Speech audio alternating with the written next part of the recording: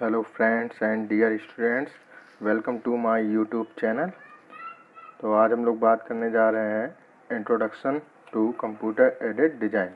तो first of all we have to talk about what is computer aided design.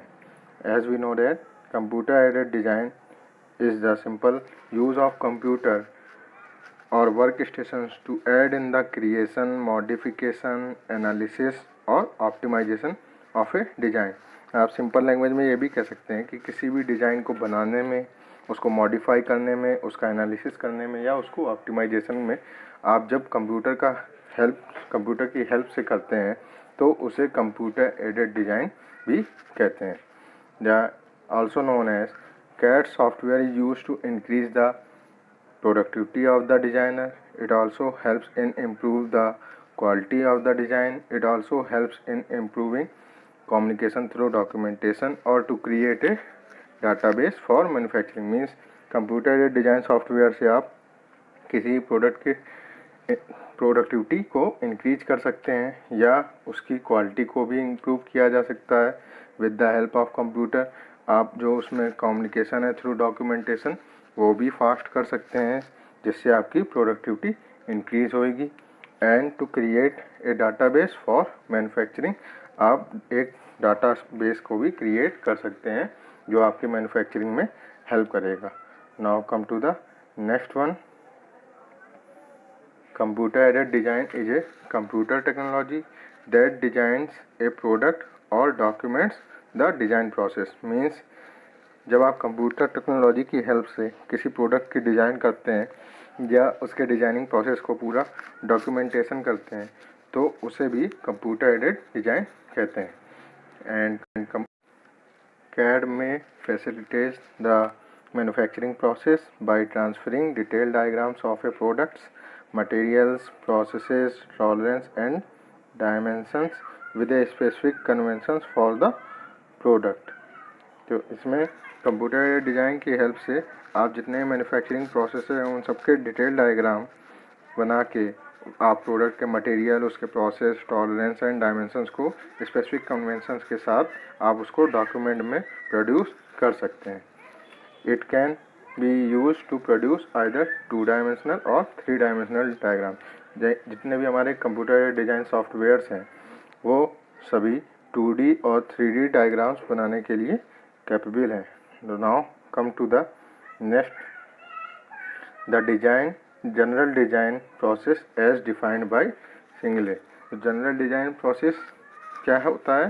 Simple, सबसे पहले देखिए लिखा हुआ है रिकॉग्निशन ऑफ नीड। मीन्स आप जो भी प्रोडक्ट बनाने जा रहे हैं सबसे पहले आप उसकी मार्केट में क्या रिक्वायरमेंट है, क्या नीड है, ये पता करेंगे।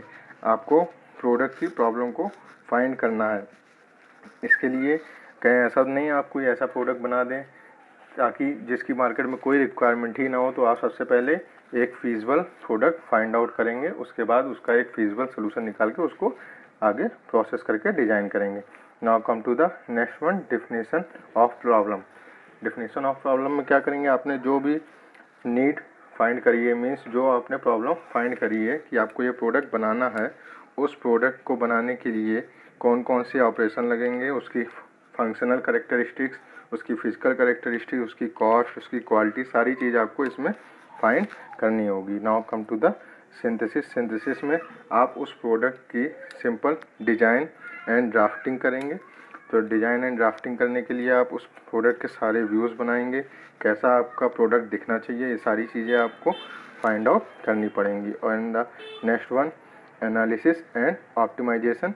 एनालिसिस में आपको क्या करना है? जो आपने डिज़ाइन बनाई है तो उस डिज़ाइन को एनालाइज करेंगे कि वो जो डिज़ाइन आपने बनाई है वो दिए गए रिक्वायरमेंट एंड एलिजिबिलिटी के अकॉर्डिंग सही है या नहीं। अगर सही नहीं है तो आप उसको फिर से रीडिज़ाइन करेंगे और मॉडिफाइड करेंगे। और ऑप्टिमाइजेशन मीन्स होता है सिंपल सा, आप सिंपल लैंग्वेज में ऑप्टिमाइजेशन कह सकते हैं कि टू मैक्सिमाइज प्रॉफिट और टू मिनिमाइज लॉसेस। तो आप हो सके जितने कम से कम लॉस, जितनी कम से कम एरर करेंगे आपकी एक्यूरेसी उतनी ही हाई होती जाएगी और प्रोडक्ट इफ़िशियंसी भी उतनी ही बढ़ती जाएगी। Now come to the next point, evaluation. Evaluation part में क्या होगा? आपने जो भी प्रोडक्ट बनाया उसकी फाइनल टेस्टिंग होगी as a quality control department में, जिसमें फाइनल टेस्टिंग होने के बाद अगर कोई प्रोडक्ट ओके है तो ओके वाला प्रोडक्ट आपका प्रेजेंटेशन में चला जाएगा, और अगर ओके नहीं है तो वो यहाँ पे आ जाएगा कैन द डिज़ाइन भी इम्प्रूव, मीन्स उसको डिज़ाइन को फिर से इम्प्रूव करना होगा। अगर डिज़ाइन को इम्प्रूव कर लेंगे तो इम्प्रूव करने के लिए आप क्या करेंगे, उसको चेंज द डिज़ाइन में ले जाके फिर से सिंथेसिस वाले प्रोसेस में जहाँ पे आपने डिज़ाइन बनाई थी फिर से उसको रीडिज़ाइन करेंगे। और अगर हम इसकी डिज़ाइन नहीं बना सकते हैं तो आप कह सकते हैं design impossible for the given specification. And now अब बात करेंगे हम लोग प्रेजेंटेशन की। प्रेजेंटेशन में जो भी हमने अभी प्रोडक्ट बनाया है उस प्रोडक्ट का पूरा फाइनल डॉक्यूमेंटेशन, जितने प्रोसेस यूज हुए उन सभी को आप एक पूरी कंप्लीट फाइल तैयार होगी उस प्रोडक्ट की थ्रू डॉक्यूमेंट, जिससे आप उसको फाइनल प्रेजेंट करेंगे। Thank you.